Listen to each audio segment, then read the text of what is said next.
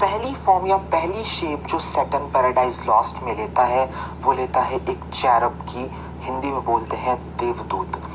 भाई जब सैटर्न पहुंचता है पृथ्वी पर तो उससे पहले वो सूरज पर लैंड करता है और वहाँ से देखता है कि भाई पृथ्वी यानी अर्थ की जो रखवाली कर रहे हैं वो एक एंजल कर रहे हैं जिनका नाम यूरियल है। तो वो उनको धोखा देने के लिए एक चैरब बनता है, एक देवदूत बनता है और उन्हें इस बात का यकीन दिलाता है कि मैं इस दुनिया में आया हूँ क्योंकि मुझे पता चला है कि ईश्वर ने एक नया वर्ल्ड बनाया है, मैं उसकी तारीफ करने आया हूँ, उसको अप्रिशिएट करने के लिए यहाँ पर आया हूँ। यूरियल को लगता है हाँ भैया कोई देवदूत है, भला मानस लग रहा है, वो उसे अर्थ पर एंटर करने की इजाज़त दे देते हैं।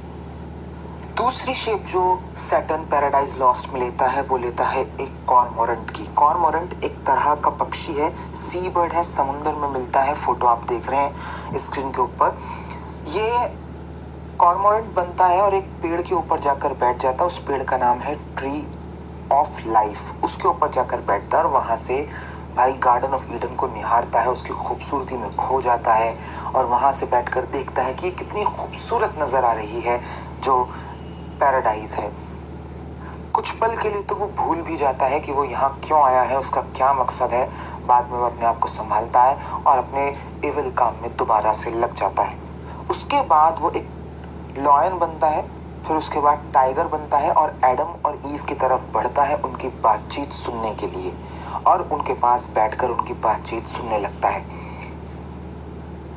रात को जब एडम और ईव सो जाते हैं तो डेविल जो है, सैटर्न जो है, वो एक टोड में बदलता है अपने आप को, यानी वो एक मेंढक बनता है और ईव के कान में जाकर फुसफुसाता है और वो फुसफुसाकर उसके कान में दरअसल नाइटमेयर्स को पैदा कर रहा होता है, बुरे सपनों को पैदा कर रहा होता है।